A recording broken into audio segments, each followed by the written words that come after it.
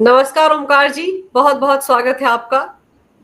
नमस्ते अंजू जी, बहुत धन्यवाद और आपके दर्शकों को भी नमस्कार। सर, ये बिहार में क्या हो रहा है?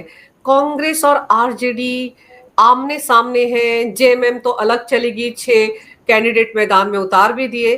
तो ये इस तरह से ये मोदी का मुकाबला करेंगे सर? जो संसद के अंदर खड़े होकर कहते थे हम गुजरात में हरा देंगे बीजेपी को, हम बिहार में हरा देंगे, वो अपनी ईगो ही नहीं हरा पाए। देखिए, सभी जो इनके घटक दल हैं, वाम दल भी इनके साथ कहाँ है, उनके साथ भी सीटों का तालमेल कहाँ हो पाया। उन्होंने भी जिन जिन क्षेत्रों में वो चाहते थे वहां उन्होंने कैंडिडेट खड़े कर दिए, अपनी लिस्ट जारी कर दी। इसी तरीके से झारखंड मुक्ति मोर्चा के प्रवक्ता ने तो ये तक कह दिया कि हमारे साथ धोखा किया गया, हमको विश्वास में नहीं लिया गया, हमको जो महागठबंधन या गठबंधन का या इंडी अलायंस का जो भी एक कहना चाहिए कि अंडरस्टैंडिंग होनी चाहिए थी, तालमेल होनी चाहिए थी, वो गायब रही। और उन्होंने भी अपनी तरफ से ही जितनी सीटों पर वो लड़ना चाहते थे उतनी सीटों पर अपने कैंडिडेट खड़े कर दिए। और कांग्रेस और आरजेडी का ही देख लीजिए, बाकी का तो छोड़ ही दीजिए। कम से कम 8 से 10 सीटें ऐसी बताई जा रही हैं जहां दोनों ने अपने प्रत्याशी खड़े कर दिए हैं। तो मुझे ऐसा लगता है कि जिस चुनाव आयोग को गाली दे रहे थे राहुल गांधी, उस चुनाव आयोग को ही अब 23 अक्टूबर को ये फैसला करना है कि कौन सी सीट पर कौन सा प्रत्याशी इनका लड़ेगा। यानी ये खुद तो तय नहीं कर पा रहे, अब तो चुनाव आयोग ही तय कर ले। लेकिन इससे ये पता चलता है कि जिनसे इनका मुकाबला है ये उनकी ताकत को, उनकी समझबूझ को, उनकी सूझबूझ को जानते नहीं हैं। अब आप देखिए, दिक्कतें एनडीए में भी कम नहीं थी। चिराग पासवान को ले लीजिए, कुशवाहा को ले लीजिए, जीतन मांझी को ले लीजिए, सब किसी ना किसी मोड़ पर कुछ ना कुछ मुद्दों को लेकर के, कुछ सीटों को लेकर के, कुछ तालमेल को लेकर के थोड़े अनमने थे और कुछ कुछ बयान उनके मीडिया में आए थे, या कहें कि मीडिया ने थोड़ा नमक मिर्च लगा करके, मसाला लगा करके उनको आगे चलाने की कोशिश की थी। लेकिन यहां पर अमित शाह बैठे हैं जिन्होंने चिराग को भी, जीतन मांझी को भी और कुशवाहा को भी, कुशवाहा को तो दिल्ली बुला लिया। और पटना में आपने देखा ही होगा, एक टीवी कार्यक्रम में भाग लेने के लिए गए थे, वहां पर उनका इंटरव्यू था, खुला मंच होता है जैसे, और उसके बहाने उन्होंने अपने नेताओं से बात की।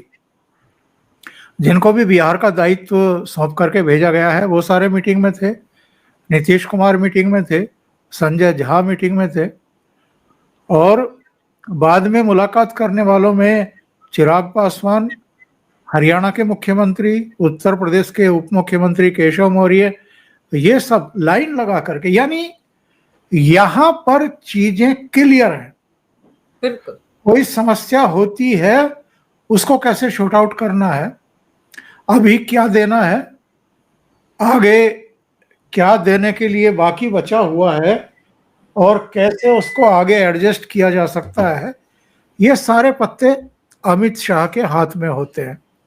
यानी वो हाथों हाथ फैसला करते जाते हैं, लोगों को संतुष्ट करते जाते हैं, जो भी समस्याएं सामने आती हैं उनका निदान समाधान करने में वो ज़्यादा टाइम लेते ही नहीं। यहाँ क्या हो रहा है, मैंने आपके पिछले प्रोग्राम में भी कहा था, जिस समय सीटों के बंटवारे की बात होनी थी, जिस समय तमाम ऊंच नीच को खत्म करना था, अहंकार को तिलांजलि देनी थी, जो भी समस्याएं सामने आ रही थी उनको निपटाना था, सुलटना था, उस समय तो राहुल गांधी मलेशिया में और लैटिन अमेरिका में घूम रहे थे।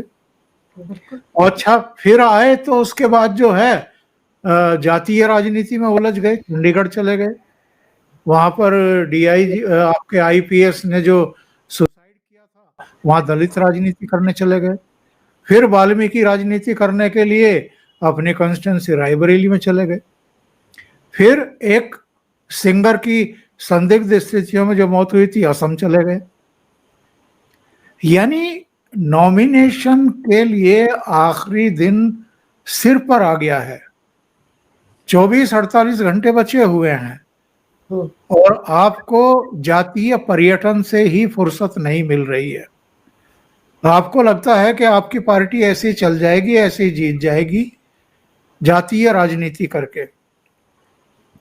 तो जो आदमी अभी तक भी इन चीजों से सीख नहीं ले पाया है, 56 साल की उम्र है, तो कब आप परिपक्व होंगे?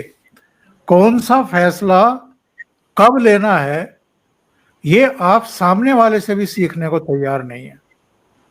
कैसे कोऑर्डिनेशन किया जाता है, कैसे घटक दलों के बीच में उनकी ईगो को भी शांत करना, उनको एश्योरेंस भी देना आगे के लिए, जिनका निदान आप तुरंत कर सकते हैं उनका निदान भी करना, ये सब चीजें एक परिपक्व सूझबूझ वाली लीडरशिप ही कर सकती है।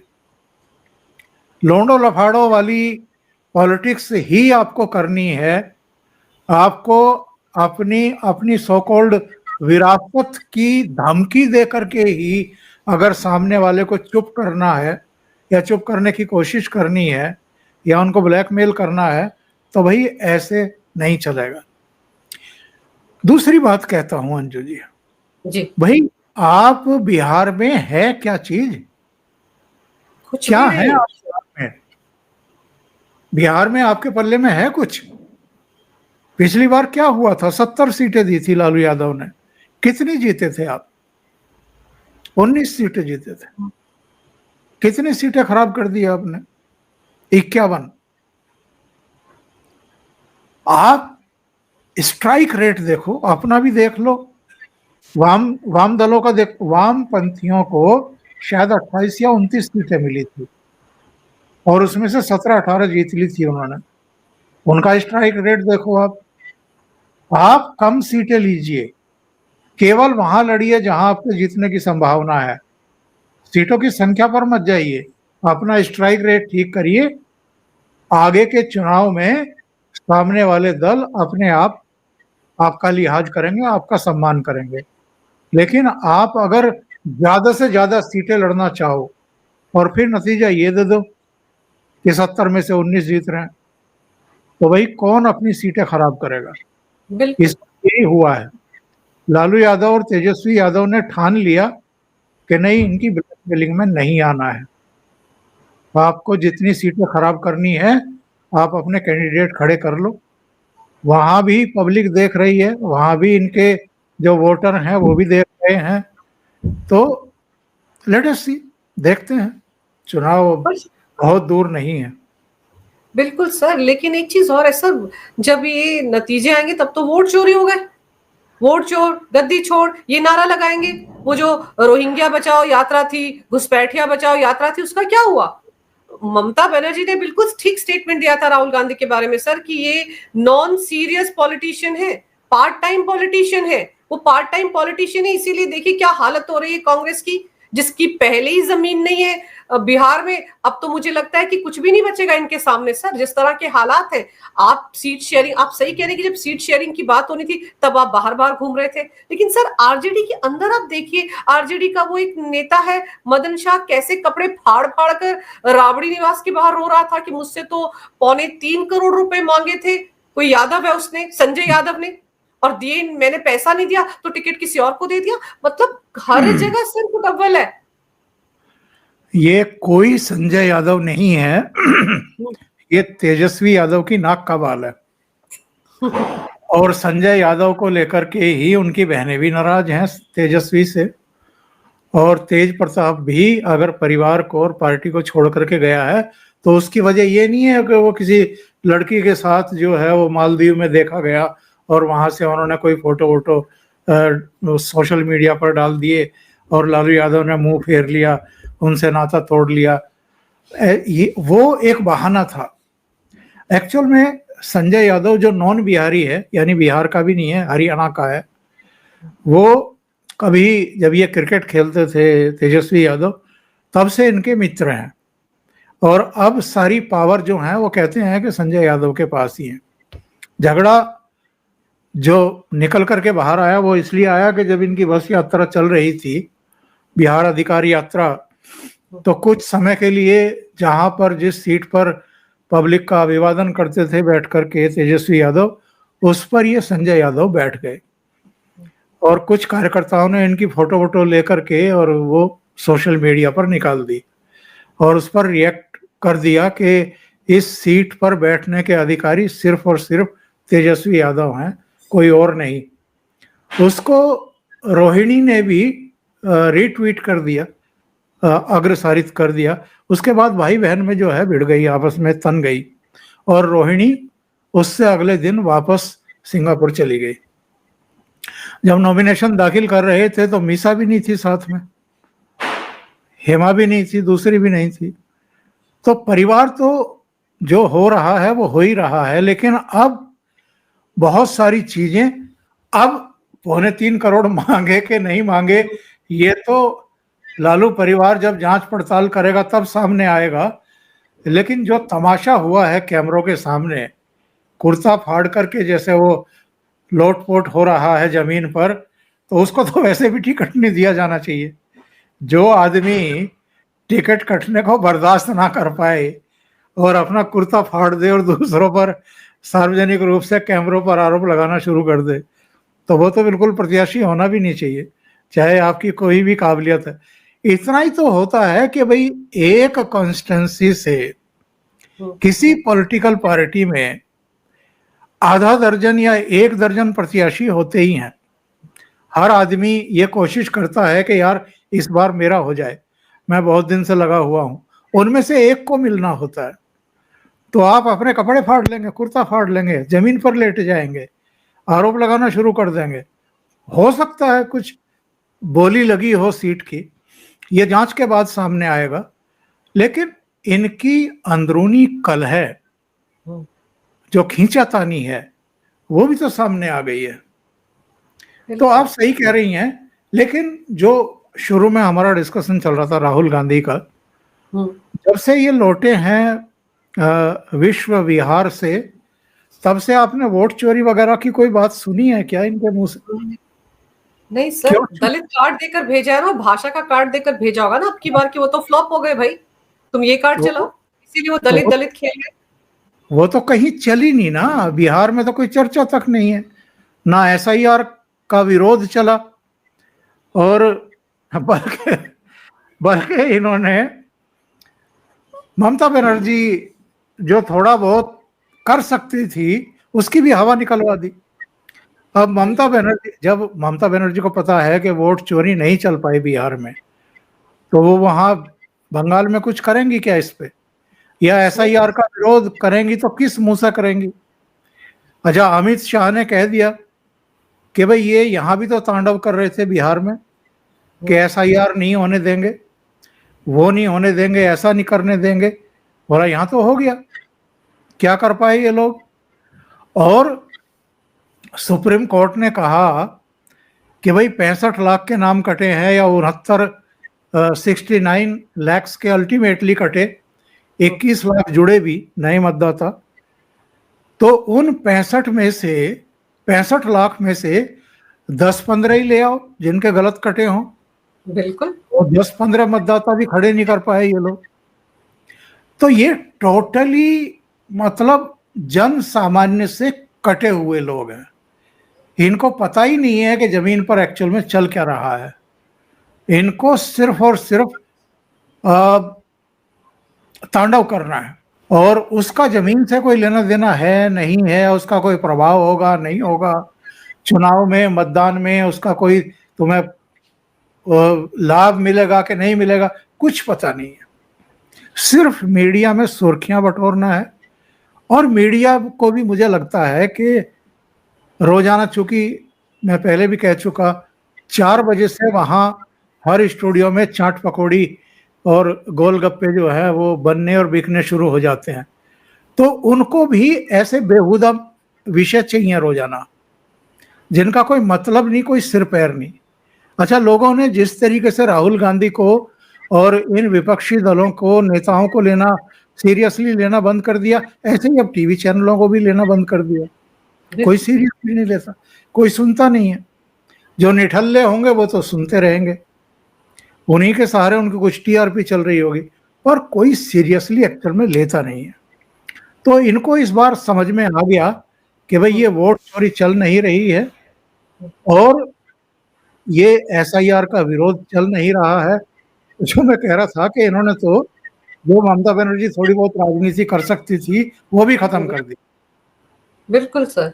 सर लेकिन एक चीज ये बताइए कि जैसे गठबंधन में होते हैं, वो जेएमएम का नेता कहता है कि कोई सकारात्मक जवाब नहीं आया तो हमारे पास कोई ऑप्शन नहीं था, इसलिए हमने अपने उम्मीदवार उतार दिए।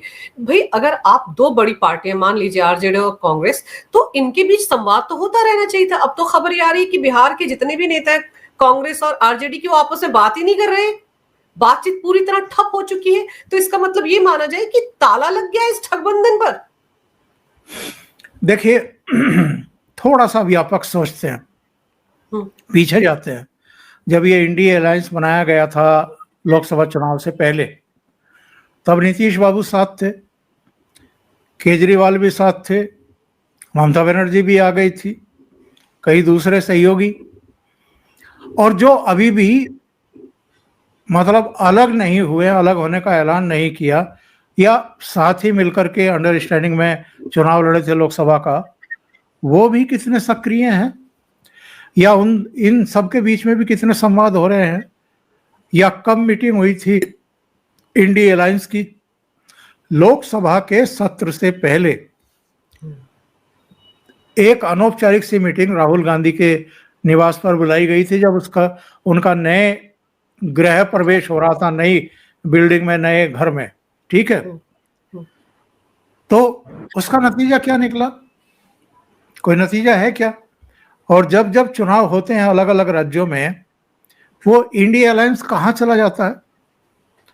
वो संवाद करता हुआ, समन्वय करता हुआ, बैठ के करता हुआ, रणनीति बनाता हुआ, सबके साथ मिलजुल करके, भाई चलो ठीक है, शरद पवार की उम्र हो रही है, लेकिन उमर अब्दुल्ला तो अभी जवान है, नौजवान है, भाग दौड़ कर सकते हैं, आपके साथ आके खड़े हो सकते हैं। या बिहार में अगर चुनाव है तो ममता बनर्जी को बुलाया जा सकता है, दूसरे दलों के नेताओं को बुलाया जा सकता है। वो छोड़ दीजिए कि उनका अपने राज्यों के बाहर दूसरे राज्यों में कोई प्रभाव है कि नहीं है। एक मैसेजिंग देनी होती है कि भाई देखो, इंडिया अलायंस साथ खड़ा हुआ है, एक साथ सब मंच पर दिखाई दे रहे हैं। ये मैसेजिंग कोई देने को तैयार नहीं है। कोई राहुल गांधी के पीछे खड़ा होकर के उनको नेता के तौर पर एक्सेप्ट करने को तैयार ही नहीं है। सबको लगता है कि ये अपना तो कबाड़ा कर ही चुके, अपनी पार्टी का तो 7 फुट गहरे दफन कर ही चुके हैं, धीरे धीरे ये दूसरों पर भी भारी पड़ेंगे। और आप सही कह रही थी कि ठीक है, 16-17 दिन एक ही गाड़ी पर लटके रहे तेजस्वी और राहुल गांधी, लेकिन उसके बाद क्या हुआ? तेजस्वी यादव मुलाकात तक क्यों नहीं कर रहे हैं? जब तेजस्वी यादव को दिल्ली बुलाया था कि राहुल गांधी से मुलाकात कर लीजिए, क्यों नहीं आए वो?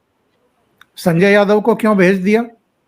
और जब लालू परिवार ने कहा कि राहुल गांधी पटना आ जाएं, तो केसी वेणुगोपाल को क्यों भेज दिया राहुल गांधी ने? क्या हुआ? 16-17 दिन में इतना मन भर गया आपस में कि अब मुलाकात भी करने को तैयार नहीं, बातचीत भी करने को तैयार नहीं, मैसेंजर भेजे जा रहे हैं। ये तो मैं सेकेंडरी लीडरशिप भी नहीं मानता कांग्रेस की या आरजेडी की। तो आप कितना सीरियस हैं, बल्कि नॉन सीरियस हैं। राज जब मतलब चुनाव सिर पर खड़े, हाँ 2 दिन बचे हैं पहले चरण के प्रत्याशी तय करने में, और आप चंडीगढ़ और रायबरेली और असम घूम रहे हैं। ये नॉन सीरियस राजनीति नहीं है क्या? या आपने मजाक बना करके रख दिया है पार्टी को? आप फिर एक तरफा आप अपने प्रत्याशियों की लिस्ट जारी कर रहे हैं। तो ये एक्चुअल में जैसे इनके कर्म है, जैसी इनकी सोच है, जैसा इनका अहंकार है, उसी के अनुसार नतीजे आ रहे हैं। अब आप बाद में चाहे जो करते रहिए कि जी वोट चोरी हो गई, मैच फिक्सिंग हो गई, ये तो होना ही था, हम तो पहले से ही शोर मचा रहे थे।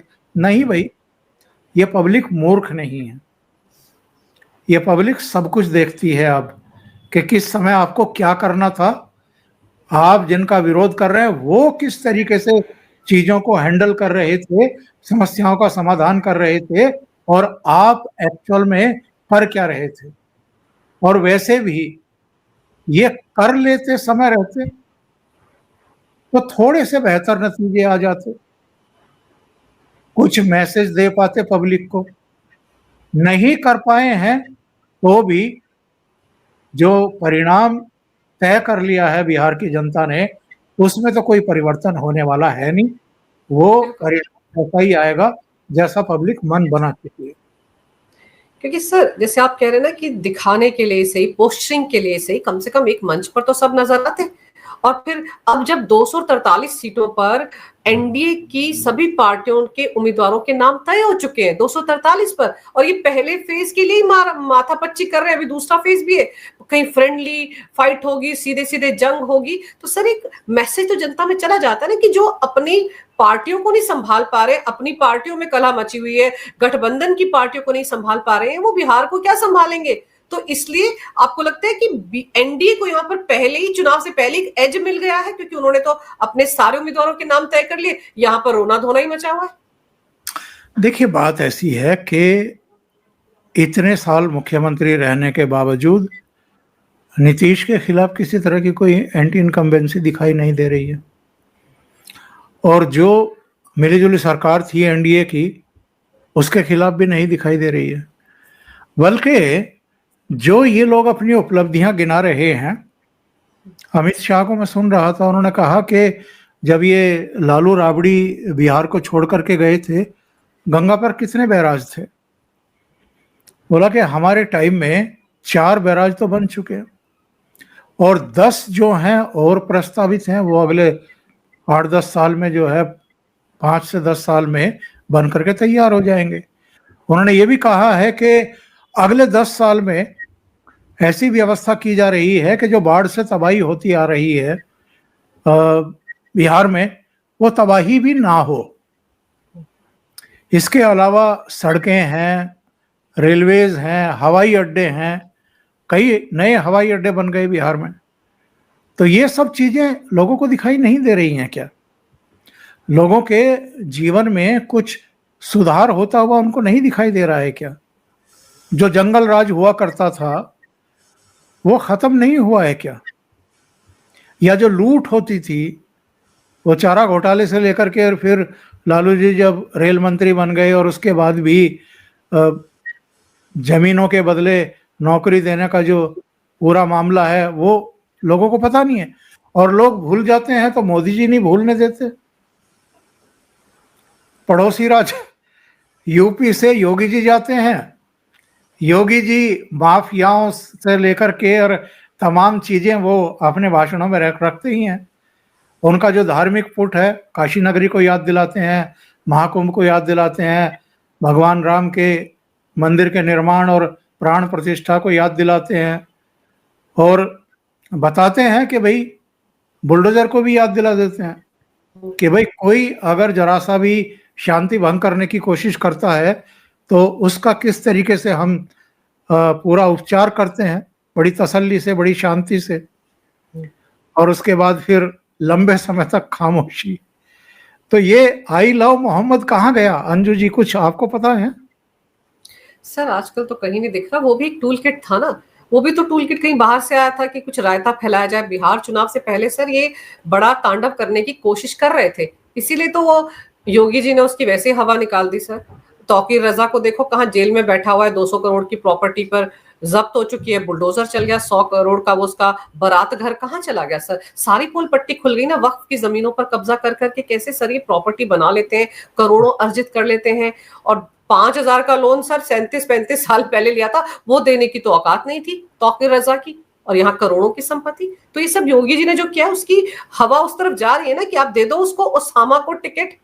कौन है ओसामा सर? उसको टिकट देने की क्या जरूरत थी आरजेडी को?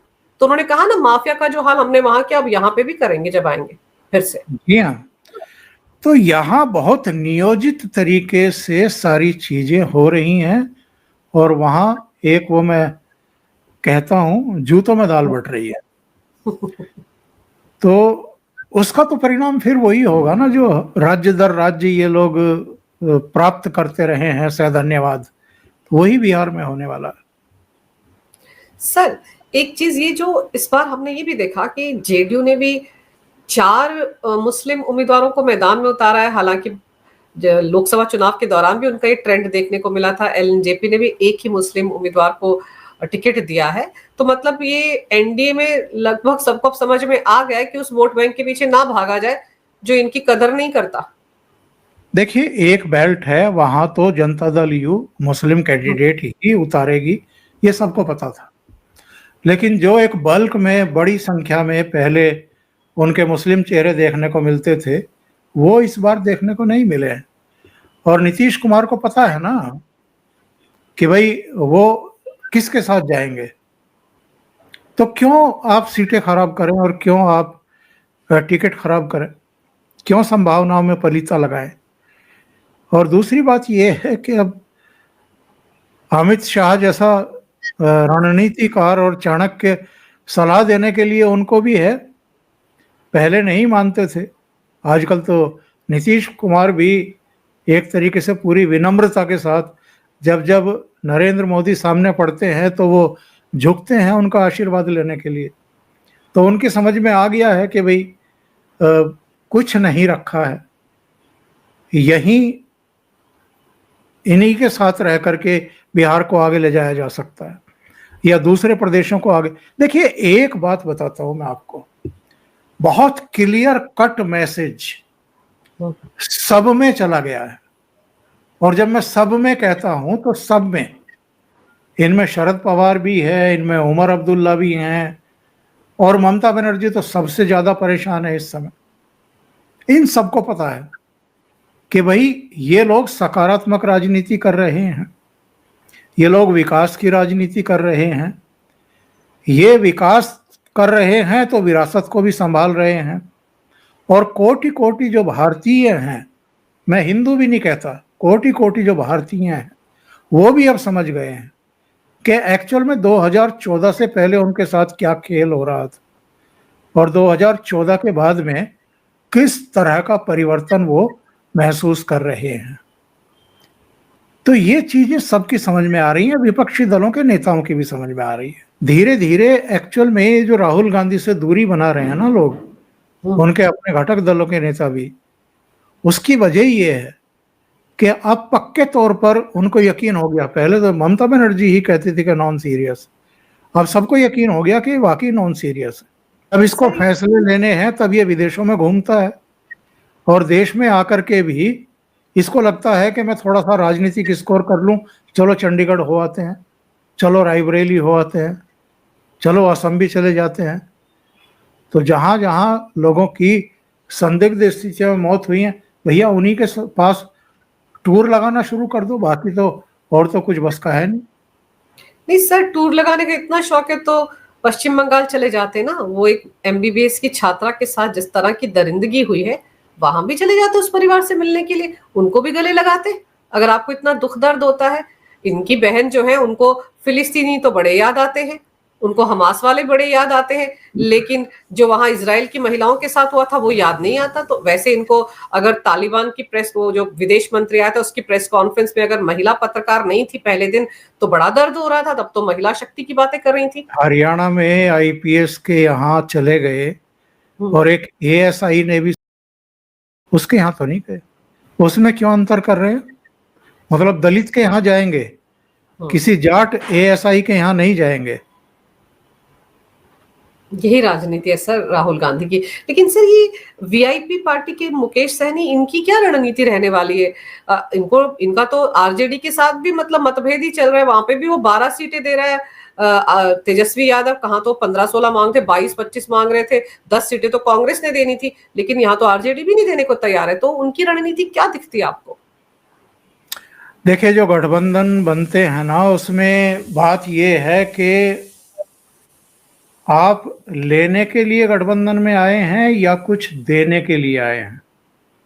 जहां आपकी भावना ये हो कि मुझे अपने सहयोगियों का भी ख्याल रखना है, वहां आप लीड करते हैं किसी गठबंधन को। और अगर आप लेने के ही चक्कर में हैं, दूसरों का हक मारने के चक्कर में हैं, तो कोई गठबंधन चल नहीं सकता है। मुकेश सहनी का कुछ कुछ पॉकेट्स में असर है, उसका अपना जलवा है, और जैसे वो उप मुख्यमंत्री पद की मांग कर रहे थे, तो ये सब चीजें तो बैठ करके संवाद करके मीटिंग करके सुलझाई जा सकती हैं, आश्वासन दिए जा सकते हैं। आउटसाइडली ये कह देना कि साहब सबसे बड़ा दल तो आरजेडी के बाद अगर कोई होगा तो कांग्रेस होगी, तो डिप्टी चीफ मिनिस्टर का तो हक कांग्रेस का बनता है। क्यों भाई, दो क्यों नहीं बन सकते? आप भी बनवा लीजिए अपना। अगर बहुमत आता है तो मुकेश सहनी को भी कह दीजिए कि ठीक है, आपको भी बना देंगे। कई राज्य, कुछ राज्यों में तो दो दो तीन तीन मुख्यमंत्री उप मुख्यमंत्री बने हैं। लेकिन आपको ये सब करना ही नहीं है। आपको तो छोटा दिल दिखाना है, आपको तो ज्यादा से ज्यादा सीटें हड़पनी है, अपने सहयोगियों के लिए छोड़नी नहीं है। आपको अपनी हैसियत उससे कहीं ज्यादा बड़ी दिखानी है जितनी एक्चुअल में है नहीं। और ये अकेले बिहार का चक्कर नहीं है। अभी तो जब ये बंगाल में शुरू होगा तो बंगाल में देख लीजिएगा। हालांकि बंगाल में तो ममता बनर्जी इनको घास डालने वाली नहीं है, ना इनको ना वामपंथियों को। पिछली बार भी नहीं डाली थी। पिछली बार किसकी कैजुअलिटी हुई थी पश्चिम बंगाल में? भाई, कांग्रेस 44 से 0 पर आ गई थी, और वाम दल जो है वो 22 या 24 से 0 पर आ गए थे, और भारतीय जनता पार्टी 3 से 77 सीटों पर चली गई थी। तो कैजुअलिटी तो इन्हीं की हुई थी। और सर, जिनकी कैजुअलिटी हुई थी वो ममता बनर्जी को बधाई दे रहे थे कि आपने बीजेपी को रोक दिया। अपना नहीं दिख रहा था कि हम तो 0 पे आ गए। वो इस बात के लिए बल्ले बल्ले कर रहे थे एक्स पर जा जाकर। लेकिन सर, ये एआईएमआईएम ने भी 25 उम्मीदवार उतारे हैं। आपको लगता है कुछ इम्पैक्ट पड़ेगा कुछ सीटों पर, या वो मुस्लिम बहुल इलाके होंगे वहीं पर कुछ होगा? देखिए, मुस्लिम जो है वो बहुत टैक्टफुली वोटिंग करने लगा है। कुछ सीटों पर अगर उसको ये लगेगा कि यहाँ आरजेडी कांग्रेस का कैंडिडेट कमजोर है और असदुद्दीन ओवैसी का मजबूत है, तो वो वहाँ असदुद्दीन ओवैसी के कैंडिडेट के पक्ष में वोट करेंगे, ताकि बीजेपी को हराया जा सके, जेडीयू को हराया जा सके, इनके सहयोगियों को हराया जा सके। तो वही होगा। फिर उसमें ये नहीं देखा जाएगा कि ये ओवैसी का है या राहुल गांधी का है या तेजस्वी का है, किसी और का है। उसमें वो टैक्टफुली मतदान करेंगे। सर, ये जो राघोपुर से चुनाव लड़ने की बातें कर रहे थे पीके साहब, ये क्यों मैदान से हट गए? क्यों अचानक इनको याद आया कि अरे मेरे को तो बहुत सारे काम है, चुनाव लड़के मैं क्या करूंगा, बाकी लोग तो लड़ ही रहे हैं। बहुत बड़ी पॉलिटिकल पार्टी को लीड कर रहे हैं, इतने बड़े नेता हैं, इतने बड़े रणनीतिकार हैं, इतने सारे चीफ मिनिस्टर बनवा चुके हैं, प्रधानमंत्री बनवा चुके हैं इस देश का 2014 में। तो अब तो जमीन पर तो अब आए हैं ना, तो अब पता लगेगा, अब दाल और आटे का भाव पता लगेगा कि आप कितने बड़े रणनीतिकार हैं और कितना आपके भीतर जो है वो चुनाव जितवाने का तो बहुत श्रेय ले लिया और पैसा भी बहुत कमा लिया पॉलिटिकल पार्टियों से। लेकिन अब तो खर्च करने का मौका है, अब तो सब कुछ दांव पर है। उनको समझ में आ गया कि मैं राघोपुर में अगर उलझ जाऊंगा तो फिर राघोपुर के बाहर तो निकल नहीं पाऊंगा। तो पहले आप चाहे जो दावा करते रहे और 9वीं फेल बता करके तेजस्वी यादव की इज्जत उतारते रहे, लेकिन भिड़ जाते जा करके। जब बंगाल में ममता बनर्जी के लिए रणनीति तैयार कर रहे थे, तब ममता बनर्जी को क्या कहा था इन्होंने कहा था कि नंदीग्राम में शुभेंदु अधिकारी के खिलाफ ही आपको चुनाव लड़ना चाहिए। तो उनको मरवा दिया, उनको हरवा दिया। शुभेंदु अधिकारी जीत गए और जो लीड कर रही थी अपनी पार्टी को ममता बनर्जी, वो चुनाव हार गई वहां। तो रणनीतिकार तो यही थे ना, सलाहकार तो ये थे उस समय, तो लड़ जाते। और चलो मैं कहता हूं हार भी जाते, जमानत भी जब्त हो जाती, तो लड़ने का एक अनुभव तो होता ना। बिल्कुल। और कोई भी नई पॉलिटिकल पार्टी बनती है, पहला चुनाव वो हारने के लिए ही लड़ती है। पहले ही झटके में कोई सत्ता में नहीं आता। पूर्ण बहुमत तो दिल्ली की जनता ने अरविंद केजरीवाल को भी नहीं दिया था। इतना बड़ा एंटी करप्शन एजिटेशन के गर्भ से निकले थे, अन्ना जैसा नाम था उनके साथ, कई और चेहरे साथ में थे, फिर भी 28 सीटें आई थी। तो कांग्रेस के कंधों पर ही सवार होकर के पहली बार मुख्यमंत्री बनना पड़ा था। तो प्रशांत किशोर को गलतफहमी ज्यादा है। अभी बिहार की जनता का मन उखड़ा नहीं है नीतीश से या एनडीए से या प्रधानमंत्री मोदी से, इसलिए किसी भी तीसरे दल या चेहरे की अभी वहां जरूरत है नहीं। सर, पीके की गलतफहमी तो दूर हो गई, लेकिन ये जो राजकुमार युवराज है, फॉरेन रिटर्न है, बार बार जाने वाले, उनकी गलतफहमी भी मुझे लग रहा है कि इस बार के बिहार विधानसभा में चुनाव में पूरी तरह से दूर हो जाएगी। नामो निशान नहीं बचने वाला है वहां पर इस बार कांग्रेस का, जिस तरह के हालात दिख रहे हैं। चलिए देखते हैं ऊंट किस करवट बैठता है, लेकिन अभी तो दूसरे चरण के लिए भी माथापच्ची होनी है, उस दौरान क्या कुछ होता है। आपने सर समय निकाला, बहुत ही महत्वपूर्ण जानकारी इस विषय पर मेरे दर्शकों को दी। आपका बहुत बहुत धन्यवाद। जी नमस्कार। जय हिंद। जय हिंद।